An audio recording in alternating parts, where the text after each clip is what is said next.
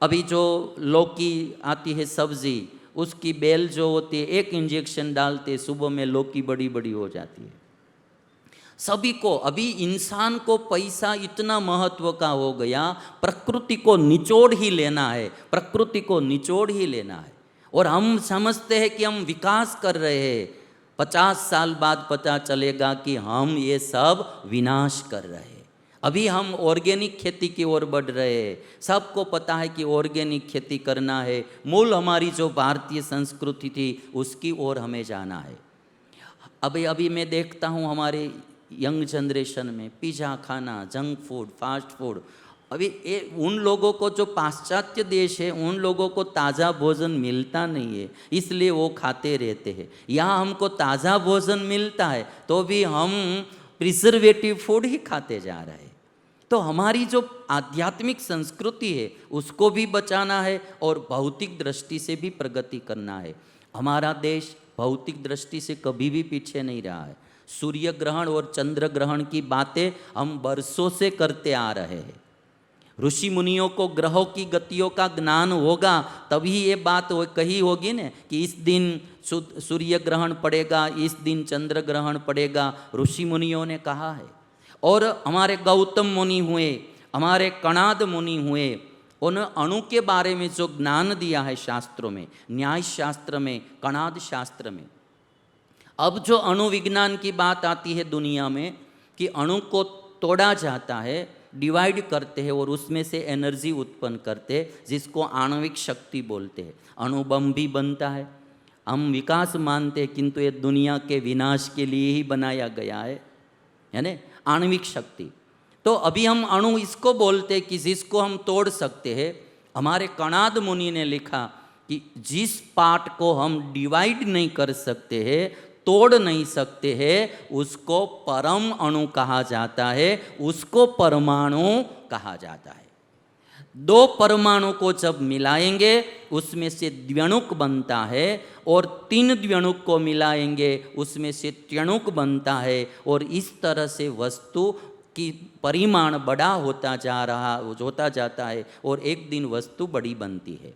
तो एक ज्ञान हमारा पूरा हमारी संस्कृति में दिया गया है। भारतीय नर नारी को मैं ये बात इसलिए कहना चाहता हूँ कि हमारे जीवन में हमारा भारतीय आध्यात्मिक ज्ञान वो भी हमें होना चाहिए। अणु विज्ञान कहा है, साइंस के हर क्षेत्र का ज्ञान है ने, वो हमारे शास्त्रों में कहा गया है। तो आज रामचंद्र भगवान गुरुकुल में जाकर पूरा वेदाभ्यास किया और पितृ सेवा में भी रामचंद्र भगवान रत रहते थे। दशरथ राजा ऐसे संस्कारी पुत्र को देखकर बहुत बड़े प्रसन्न होते थे। चारों भाई ने विद्याभ्यास किया, विद्याभ्यास करके चारों भाई वापस आए। एक दिन दशरथ राजा सोच रहे कि अब हम हमारे पुत्रों का ब्याह कर देंगे, शादी करवा देंगे। जब परिवार में सब मिलके सोच रहे थे, उसी समय विश्वामित्र ऋषि का आगमन हुआ। विश्वामित्र ऋषि अयोध्या में आए। जब ऋषि आए, दशरथ राजा ने स्वागत किया और कहा कि ऋषिवर, आप जिस उद्देश्य से आए हैं वो बोलिए, जो कुछ आपको चाहिए वो मैं आपको दूंगा।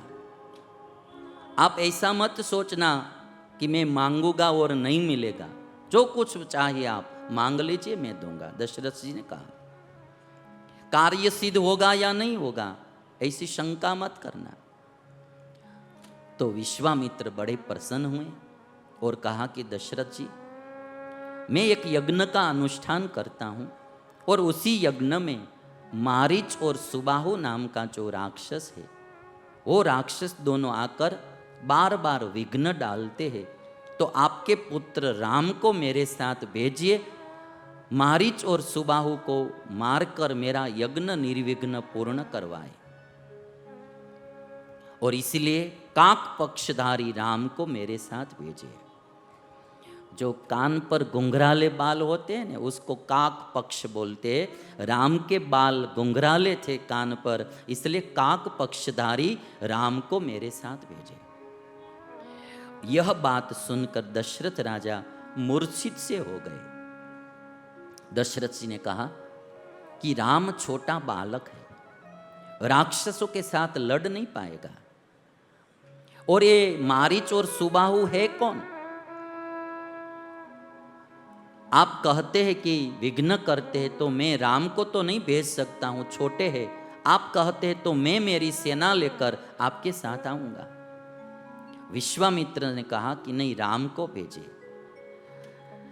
तो दशरथ जी ने कहा कि ये मारीच और सुबाहु है कौन? विश्वामित्र ने कहा कि ये रावण के पक्ष के लोग हैं, ये रावण की गैंग के आदमी है, इनके लोग हैं। दशरथ जी ने कहा तो मैं भी नहीं आऊंगा, मैं उनके साथ लड़ाई नहीं कर सकता हूं, मैं नहीं आऊंगा। तब विश्वामित्र थोड़े कुपित हो गए। कुपित होकर बोलते कि एक बार वचन देकर मुकर जाना वो रघुवंशियों को योग्य नहीं है। एक बार आपने कहा कि जो मांगेगे वो दे दूंगा, अब आप बदल जाते हैं, मुकर जाते हैं, वो अच्छी बात नहीं है। और कुपित हुए विश्वामित्र जी ने कह दिया, यदि दे क्षमम राजन, यदिदम ते क्षमम राजन, गमिष्यामि यथा गतम, मिथ्या प्रतिज्ञ का कुत्स्थ, सुखी भव सुहृत व्रुत। यदि ऐसा ही करना है तो मैं जैसा आया हूं वैसा ही चला जाऊंगा। वचन देकर मुकर जाने वाले दशरथ, तुम तुम्हारे परिवार के साथ सुखी हो ना। मर्म में एक श्राप की जैसी बात बता दी विश्वामित्र जी। और तब गुरु वशिष्ठ आ गए। गुरु वशिष्ठ ने आकर दशरथ राजा को समझाया कि एक बार वचन देकर मुकर नहीं जाना चाहिए। एक बार वचन देकर हम बदल जाते हैं तो हमारा पुण्य नष्ट हो जाता है। और दशरथ जी सुनो, ये जो विश्वामित्र जी है ना, वो बहुत प्रकार की अस्त्र विद्या जानते हैं। वो स्वयं राक्षसों को मारने के लिए समर्थ है, फिर भी राम को मांगने के लिए आए हैं। वो अपना कार्य करने के लिए नहीं आए हैं, ये राम को कुछ देने के लिए आए हैं। इनके पास बहुत प्रकार की अस्त्र शस्त्र विद्या है, वो विद्या राम को प्रदान करेंगे।